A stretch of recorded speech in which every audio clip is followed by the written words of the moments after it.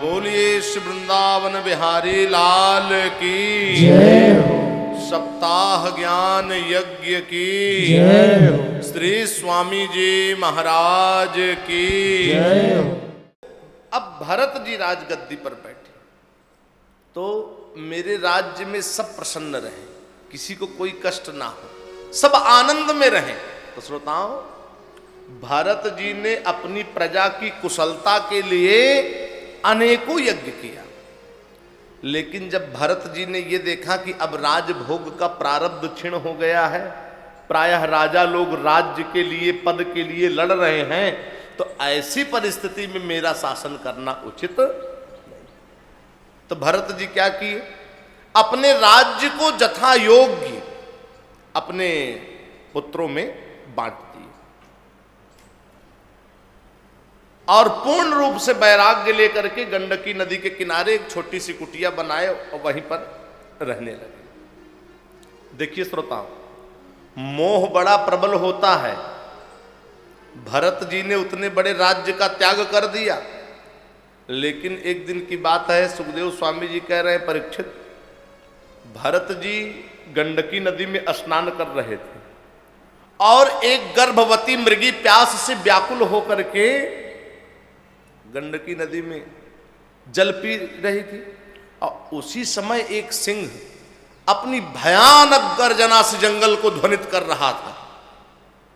अब वो मृगी सिंह की गर्जना को सुनी, गर्भवती थी, प्राण बचाने के लिए नदी में छलांग मारी तो उसके गर्भ का बच्चा नदी में गिर गया। वो बेचारी किसी गुफा में जाकर के अपने प्राण को त्याग दिया। अब उस मृगी के बच्चे को बहते हुए जब भरत जी देखे, देखो उतने बड़े राज्य से उनको प्रेम नहीं हुआ, उतने बड़े राज्य से उनको अनुराग नहीं हुआ, लेकिन एक मृगी के बच्चे को बहते हुए देखे तो उनको अनुराग हो गया, मोह हो गया और उसको अपनी गोद में लिए, अपनी कुटिया में ले आए, उसका पालन पोषण करने लगे। अब जब धीरे धीरे वो मृगी का बच्चा बड़ा हुआ तो एक दिन भरत जी ध्यान में बैठे थे और वो मृगी का बच्चा मृग के झुंड को देखा, भाग खड़ा हुआ।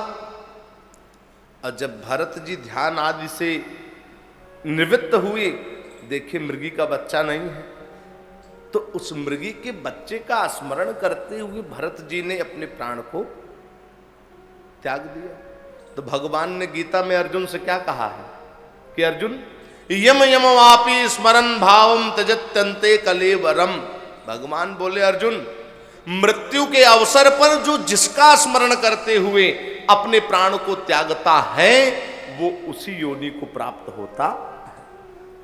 भरत जी मृगी के बच्चे का स्मरण करते हुए अपने प्राण को त्यागे तो उनको मृग योनि की प्राप्ति हुई। लेकिन देखो, भरत जी भगवान के बहुत बड़े भक्त थे, मृग शरीर की इनको प्राप्ति हुई, लेकिन मृग शरीर में भी इनको अपने पूर्व जन्म का स्मरण है। मृग शरीर से सूखे पत्ते को खा लेते थे, गंडकी नदी में जल पी लेते थे और अपने मन में विचार करते थे कि एक मृगी के बच्चे से प्रेम होने के कारण मेरे को मृग शरीर की प्राप्ति हुई, अब मैं किसी से प्रेम नहीं करूंगा। तो श्रोताओ, मृग शरीर का त्याग किए भरत जी। तो आंगिरस गोत्र में एक ब्राह्मण के यहां इनका जन्म हुआ, भरत जी का। अब भगवान की इतनी बड़ी कृपा कि इनको इस जन्म में भी अपने पूर्व जन्म का स्मरण है। तो मेरे से कोई प्रेम ना करे, मेरे में कोई अनुराग ना करे, इसलिए भरत जी जानबूझ करके सबकी दृष्टि में अपने आप को पागल, मूर्ख, बहरे की भांति बना लिया। लेकिन पागल पुत्र में भी ब्राह्मण पिता का प्रेम, यज्ञोपवीत करा करके वेदाध्ययन कराना चाहा, लेकिन भगवत भक्तों, जो जानबूझ करके पागल बना है वो क्या वेदाध्ययन करेगा। भरत जी तो जानबूझ करके पागल बने हैं। पिता की मृत्यु हुई, भाइयों ने इनको घर से बाहर निकाल दिया, तो ये अवधूत जड़ भरत बन गए। क्या बन गए? जड़ भरत बन गए। कोई कुछ भी बोले, कोई मारे, कोई गाली दे, कोई इनके ऊपर थूक दे, किसी से कुछ लेना देना नहीं। अलमस्त आजाद फकीरों को कोई क्या समझे, कोई क्या समझे, अनमोल जखीरे हीरों को कोई क्या समझे, कोई क्या समझे। लुट गया खजाना फिक्रों का, तब अजब अनोखा चैन मिला, मिल गई हुकूमत बेमुल्के, कोई क्या समझे, कोई क्या समझे। श्रोताओं, जड़ भरत जी अपने आप को जड़ की तरह बना लिए। उसी समय डाकुओं का सरदार भद्रकाली के समक्ष संकल्प किया कि अगर पुत्र की प्राप्ति होगी तो मैं नर पशु की बलि दूंगा, और उसका संकल्प पूरा हो गया। लेकिन वो डाकू जिस पुरुष को बांध करके रखा था साकल में बलि देने के लिए, संजोग से वो छूट करके भाग गया। तो डाकू के सरदार ने कहा जाओ जो दिखाई दे उसी को पकड़ के ले आओ। तो यही जड़ भरत जी चले जा रहे थे, यही जड़ भरत जी को पकड़ करके ले आए और देवी के सामने बैठाए, अक्षत पुष्प से पूजा किए। और इसके बाद जब डाकू के पुरोहित ने हाथ में तलवार ली नर पशु की बलि देने के लिए, तो भद्रकाली से यह निंदित कर्म नहीं देखा गया। और भद्रकाली की मूर्ति में ब्रह्म तेज की ज्वाला भभक उठी और देवी मूर्ति को फाड़ करके वहां पर प्रकट हो गई। डाकू के पुरोहित के हाथ से तलवार छीन ली और डाकू के सिर को धड़ से अलग कर दी और गेंद की तरह उछालने लगी। बताओ, महापुरुषों के प्रति कभी हमें अपराध नहीं करना चाहिए। जड़ भरत जी सब देखे, सब समझे, लेकिन चुपचाप मंदिर से उठे, फिर चल पड़े। और इधर सुखदेव होता है। जड़ भरत जी बोले वो कैसे? राजा रहुगण बोला कि महाराज चूल्हे पर बटलोई रखी जाती है और चावल छोड़ा जाता है, आंच बटलोई में लगती है, चावल पक जाता है, व्यवहार सत्य है, तब तो चावल पक गया। तो जड़ भरत जी बोले राजा रहुगण तुमको ज्ञान तो कुछ है नहीं और व्यवहार को सत्य मानते हो। उस बटलोई में चावल के स्थान पर अगर पत्थर छोड़ा जाए तो क्या पक जाएगा? बोले महाराज नहीं पकेगा। तो बस वैसे ही जिसका ज्ञान दृढ़ है उसको देह के ताप से आत्मा में ताप की अनुभूति नहीं होती। जैसे देखो भक्त प्रहलाद, इनको धधकती हुई अग्नि की ज्वाला में बैठाया गया, लेकिन इनका ज्ञान दृढ़ था, इसलिए इनको देह के ताप से आत्मा में ताप की अनुभूति नहीं हुई।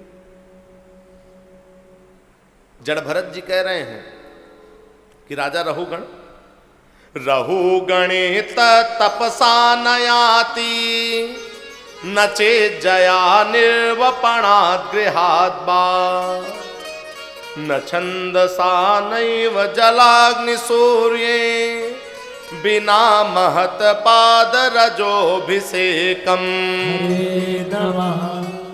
जड़ भरत जी कह रहे हैं राजा रहुगण जब तक ये मनुष्य महापुरुषों की चरण की धूल से अपने आप को स्नान नहीं करा रहा, केवल गृहस्थोचित कर्म करने में लगा है, सूर्य अग्नि वायु कुबेर इनके ध्यान में लगा है, और महापुरुषों की चरण की धूल से अपने आप को स्नान नहीं करा रहा, तब इसका कल्याण होने वाला नहीं। जड़ भरत जी कह रहे हैं कि राजा रहुगण अगर अपना कल्याण चाहते हो तो महापुरुषों की सेवा निरंतर करते रहो, उनका संग निरंतर करते रहो। जड़ भरत जी कह रहे हैं कि राजा रहुगण तुम क्या कह रहे थे कि मैं सिंधु सौबीर देश का राजा हूं, यमराज के समान मैं तुम्हें दंड दूंगा। अरे मैं तुमसे बड़ा राजा था, इतिहास में कहीं तुम मेरा नाम सुने होगे, मेरा नाम पढ़े होगे। तो तुरंत रहुगण हाथ जोड़ा, बोला महाराज आप मेरे से बड़े राजा थे, कौन थे आप? तो जड़ भरत जी बोले कहीं इतिहास में तुम मेरा नाम पढ़े होगे, कौन था मैं बताऊं? हाँ महाराज बताओ आप कौन थे? तो जड़ भरत जी बोले कि अहम पुरा भरतो नाम राजा, विमुक्त दृष्ट श्रुति संग बंध, आराधनम भगवद इह मानो, मृगो भवम मृग संगार्धतार्थ। हरे नमः। अहम पुरा भरतो नाम राजा, अरे मैं भरत नाम का राजा था। ऐहिक तथा पारलौकिक दोनों प्रकार की आसक्तियों का मैं त्याग कर दिया था और अपने मन को मैं केवल एकमात्र भगवान के चरण कमल में लगा दिया था। लेकिन पता नहीं मृगो भवम मृग संगार्धतार्थ, एक मृग के बच्चे से मेरा प्रेम हो गया और मृग के बच्चे से मेरा प्रेम होने के कारण मेरे को मृग योनि की प्राप्ति हुई और अब मैं मृग शरीर का त्याग करके आंगिरस गोत्र में एक ब्राह्मण के यहाँ जन्म लिया हूँ और मुझसे कोई प्रेम ना करे, मुझ में कोई अनुराग ना करे, इसलिए जानबूझकर कि सबकी दृष्टि में मैं अपने आप को पागल मूर्ख बहरे की भांति बना लिया। राजा रहुगण बोला महाराज आप भरत नाम के राजा थे? जड़ भरत जी बोले हाँ मैं ही भरत नाम का राजा था। इसलिए राजा रहुगण अगर तुम भी अपना कल्याण चाहते हो तो इस राजा पने के अभिमान का त्याग कर दो और अपने मन को वासुदेव कमल नयन भगवान श्री कृष्ण के चरण कमल में लगा दो। देखो राजा रहुगण के ऊपर भगवान की कृपा हो गई और परम संत जड़ भरत जी मिले। कहाँ राजा रहुगण कपिल मुनि के आश्रम जा रहे थे ज्ञान सीखने के लिए, लेकिन रास्ते में मिल गए जड़ भरत जी और जड़ भरत जी सुंदर उपदेश दिए। राजा रहुगण का सारा अभिमान नष्ट हो गया कि मैं शासक हूं, प्रजा का पालन करने वाला हूं, ये सारा अज्ञान खत्म हो गया।